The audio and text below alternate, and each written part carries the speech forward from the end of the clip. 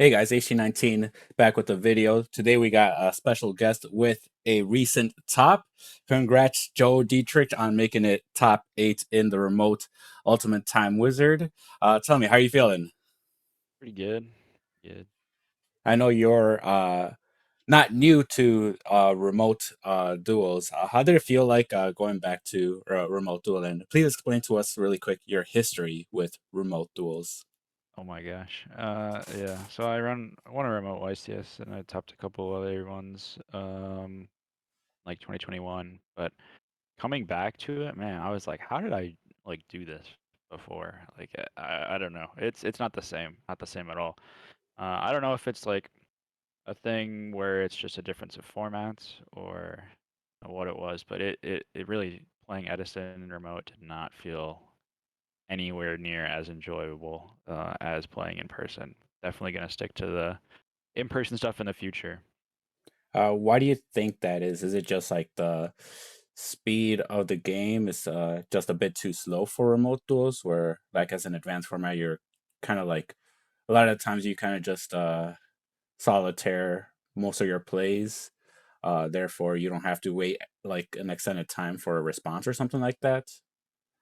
Yeah, I just kind of feel like um, a really important thing was like being able to check grave, and I felt like I kind of felt bad having to like keep asking my opponent like, "Yo, can you spread your grave for me?" And sometimes I couldn't see it, whatever with the camera, as well as like you kind of just have to see your opponent's board like super clearly, like how many cards they have on field, what do they have set, what they've gone through already, if they use torrential, if they use mirror force, like knowing what you should play around, and just like being able to have all those resources like easily accessible when you're playing in person. You can just reach over to the other side of the table and take a look. Is kind of a thing that I took for granted playing in person. So it's all right, but definitely not ideal, I would say. Yeah, I hear that, and I guess it is also better to even like play on DB a lot as Yeah, well versus doing remote duels, which is just a headache and a half. I But agree. anyway, I'm gonna pull up your deck really quick. And you played VAYU Turbo with some nice cards in the side deck that I know other people have tried in the past, but you're trying it without the uh, that one machine guy. What's it called? Oh yeah, I'm not sure. I actually don't remember what that card's called also, but it's a card that if you normal summon it, it like is like Beast King Barbaros where it goes down to a certain attack points. But Hmm. you can normal summon it without tributing, and you can like normal set it, and then tribute it for Eradicator. It's some machine monster, but Yeah, I the forget card the is name of it just too. not worth playing. But the main point of that card was to try to get an Eradicator, like cheese an Yes. Eradicator. But what you opted to do instead was play still play the copy of Elfin, which that one deck did play. Yep. Yeah, Elfin's real nice. It's one of my favorite cards. Like have thought about maining it, but I just like I don't know. I haven't really been able to find the space. Obviously, you can play over 40 with this deck. I think you could probably play as much as 42 if you just wanted to throw the Greffer and the Elephant in the main deck. But I really wanted to play 40. And the reason that I decided to play 40 over 41, 42, all that good stuff is you want to like maximize your chances of resolving Deck Devi or Eradicator. And in order to do that, you have to like mitigate the bricks, and you want to be able to have as many good mills as possible off of something like Ryko or Charge, um, or Card Trooper even, I guess. But yeah, Charge was definitely one of the better cards in my deck, and I milled pretty good off of it pretty often. So would definitely play stuff like that in the future. Yeah, but for the most part, it's pretty much main deck wise a standard list. I just noticed a few differences being no Solemn Judgment as well as no Second Hamster. Right. Yeah, I Uh, hate Hamster. Unfortunately, I think that card is I don't know. It's pretty mid. Uh, It's like cool because you get the extra body, and in certain matchups, like against Blackwing, stuff like that, it's a really powerful card.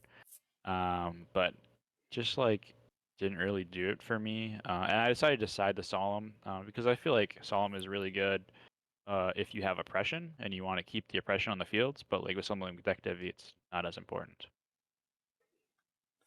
Yeah, and then there was one other thing you were kind of talking about before we hopped in the call, and that was your opinion on Card Trooper. Yeah, I'm a card trooper hater, unfortunately.